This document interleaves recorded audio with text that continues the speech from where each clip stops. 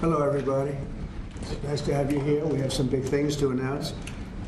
Today, at the request of Governor Bill Lee of Tennessee, who's standing with us, as you know, I'm signing a presidential memorandum to establish the Memphis Safe Task Force, and it's very important because of the crime that's going on, not only in Memphis, in many cities, and we're going to take care of all of them, step by step, just like we did in D.C. We have virtually no crime in D.C. right now, and we're going to keep it that way. It's our nation's capital. We're going to keep it that way, or we're going to federalize it if we had to, but we don't have to anymore because it's in such great shape.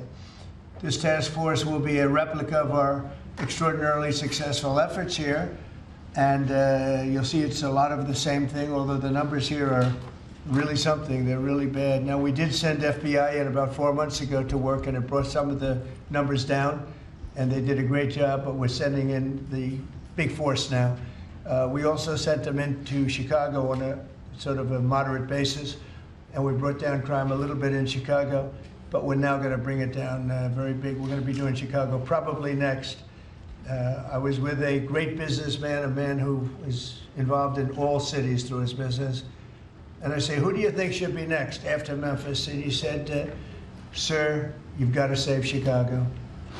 We're going to wait a little while. But he said, you got to save Chicago. You can't let it go. And this is a very prominent man that everybody knows. And this from another man in Memphis was saying, Bill, he was saying, very interesting, he's on the board of FedEx. And his hotel is about a block away. And he said, when I walked there, I said, you know, I don't want to do this again. I never want to do it again. And they won't let me walk there. They take them in armored vehicles. They take the board members of FedEx in armored vehicles like a block away to the hotel. This shouldn't be the U.S. This shouldn't be the United States of America. The task force will be a replica, as I said, and it's going to be, I think, equally successful. This is a tremendous success we've had in Washington, I can tell you, and everyone knows it. And people in the White House that work here and other people that I know are calling me and thanking me. They're going out to dinners. They're doing things that they haven't done in years. The effort will include the National Guard as well as the FBI, ATF, DEA, ICE, Homeland Security investigations, and the U.S. Marshals, and more along the prosecutors. We're going to have DOJ led by U.S. Attorney for the Western District of Tennessee, who is here or not here?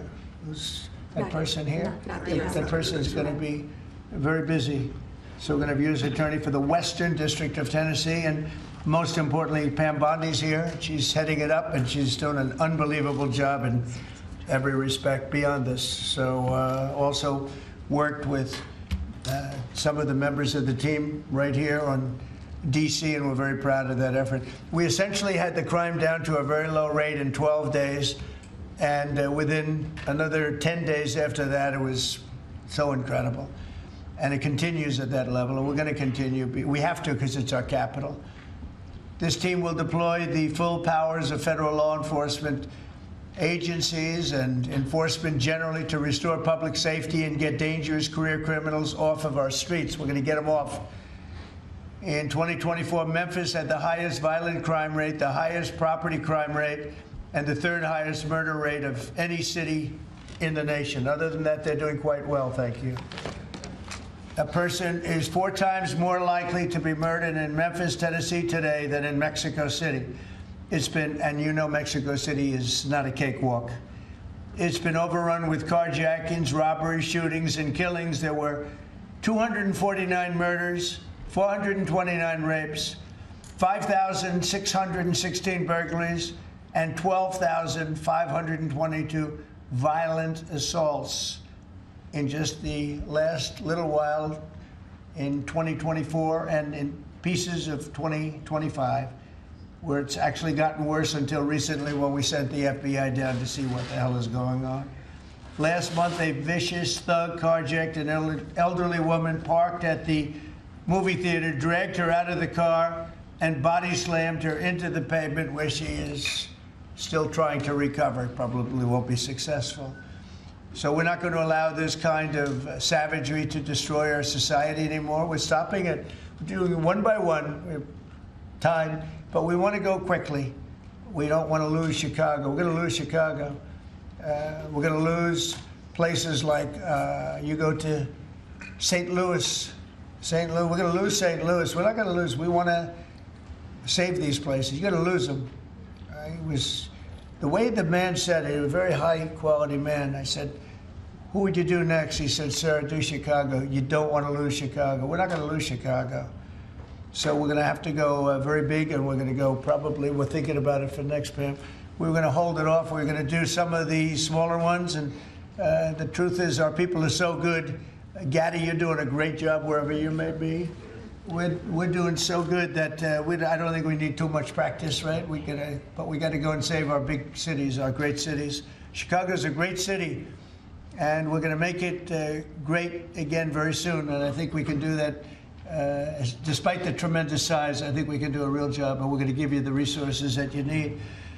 So with that, I'd like to just end by saying we're going to make Memphis safe again, and I'd like to ask Governor Bill Lee to say a few words, and then Pam can talk, and anybody else you'd like to talk to. We'll go through the whole list. We have all day long if we have to, because this is a very important thing. We have to save our country from violent crime. So, Bill? Yes, please. sir. Mr. President, first of all, thank you. Thank you. Thank you for your commitment for federal resources to the great city of Memphis. And it is a great city, and it has a great history and a great legacy.